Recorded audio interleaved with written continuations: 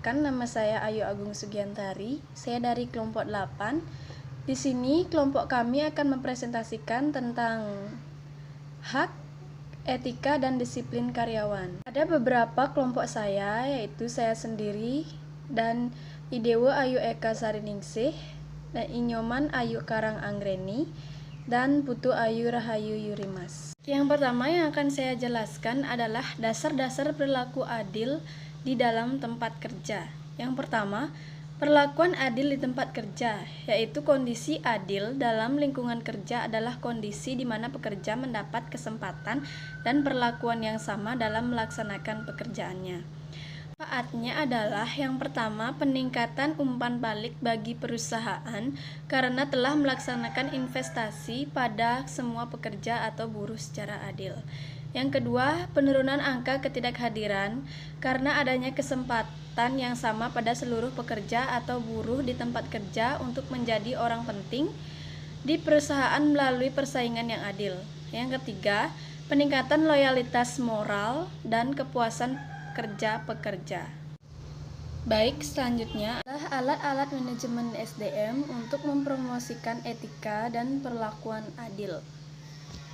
Pertama ada seleksi, kemudian alat-alat pelatihan, kemudian meningkatkan kinerja melalui SISDM, bertujuan untuk meningkatkan efisiensi di mana data karyawan dan aktivitas sumber daya manusia digabungkan menjadi satu agar lebih strategis dan berhubungan dengan perencanaan sumber daya manusia. Yang terakhir ada alat penilaian.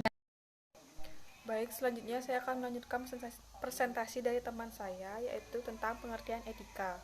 Etika berasal dari kata Yunani, yaitu ethos, dalam kata tunggal, mempunyai arti tempat tinggal yang biasa atau pada rumput, kandang, kebiasaan, adat, akhlak, perasaan, watak, sikap, dan cara berpikir.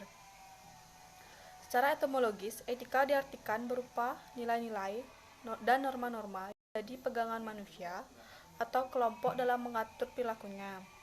Etika berkaitan dengan kata moral, integritas, dan perilakunya yang tercermin dari hati nurani seseorang.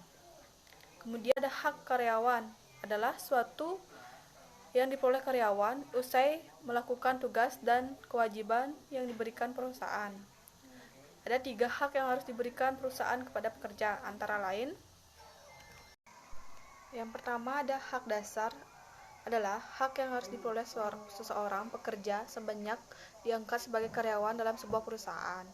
Yang kedua ada hak pribadi, hak yang lebih mengatur hubungan kerja dengan arah yang lebih spesifik antara pekerja dengan perusahaan. Yang ketiga ada hak saat terjadinya PHK, adalah hak yang hanya diperoleh dalam keadaan darurat saja. Om Swastiastu. Baik, di sini saya akan melanjutkan presentasi, yaitu mengenai mengelola privasi dan disiplin kerja karyawan. Privasi karyawan, ada 4 jenis pelanggaran privasi karyawan. Yang utama, yang disetujui oleh pengadilan adalah pelanggaran terhadap area pribadi seperti 1. Publikasi masalah pribadi, 2. Membuka catatan kesehatan, 3. Pemanfaatan nama karyawan, dan 4. Kemiripan dengan tujuan komersil.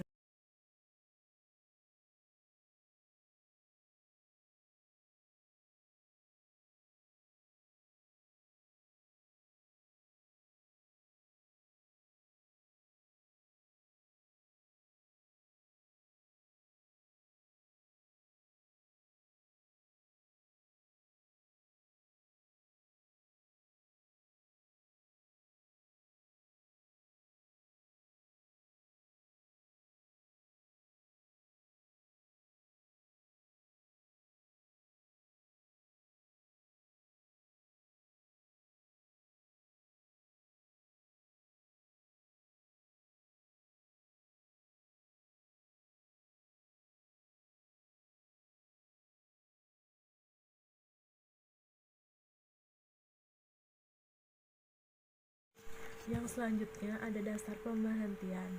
Ada 4 dasar pemberhentian, yaitu 1. Kinerja yang tidak memuaskan, dapat didefinisikan sebagai kecenderungan untuk terus-menerus gagal untuk melaksanakan tugas dan mencapai standar pekerjaan.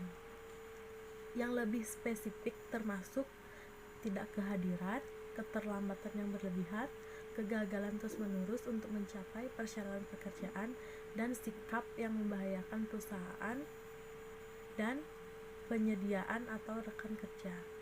Yang kedua, ada perilaku yang tidak diterima. Yang ketiga, tidak memenuhi kualifikasi pekerjaan.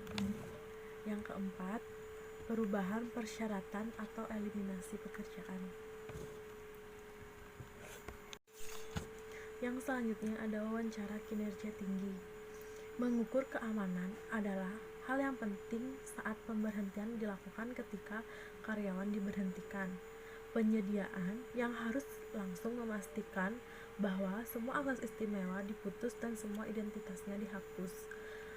Petugas keamanan perusahaan kemudian mengecek untuk memastikan semua proses telah dijalani. Yang selanjutnya, menghindari terhadap tuntutan hukuman yang salah. Hukuman yang salah terjadi ketika pemecatan karyawan tidak memenuhi hukum atau tidak sesuai dengan pernyataan penyusun kontrak yang diidentifikasikan oleh perusahaan melalui formulir, aplikasi pekerjaan, buku informasi karyawan, atau perjanjian lainnya. Yang selanjutnya ada tanggung jawab penyediaan personal. Undang-undang Standar Kinerja yang Adil menyatakan bahwa pengusaha terlibat dalam tindakan pribadi apapun secara langsung maupun tidak langsung.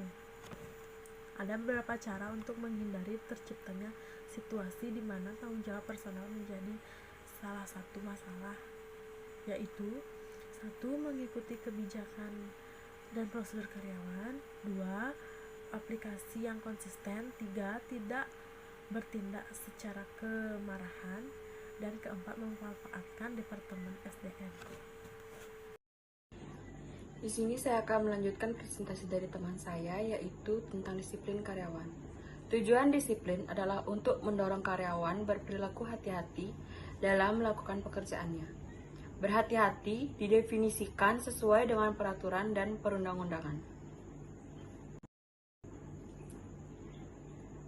Proses yang adil dan disiplin didasarkan pada 3 pilar, yaitu yang pertama adalah peraturan dan perundang-undangan yang jelas, yang kedua adalah sistem denda yang progresif, dan yang ketiga adalah proses yang progresif.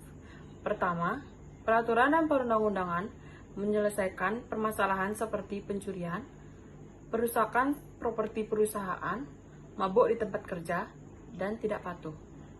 Contoh-contohnya, yang pertama, kinerja yang buruk tidak terima. Setiap karyawan diharapkan untuk melakukan pekerjaannya dengan benar dan efisien untuk mencapai standar kualitas yang ada. Lalu ada keduanya selama jam kerja dan laporan bekerja di bawah pengaruh keduanya secara ketat dilarang. Lalu, menjual apapun di perusahaan tanpa kewenangan tidak diizinkan juga, dan berjudi dalam bentuk apapun terlarang.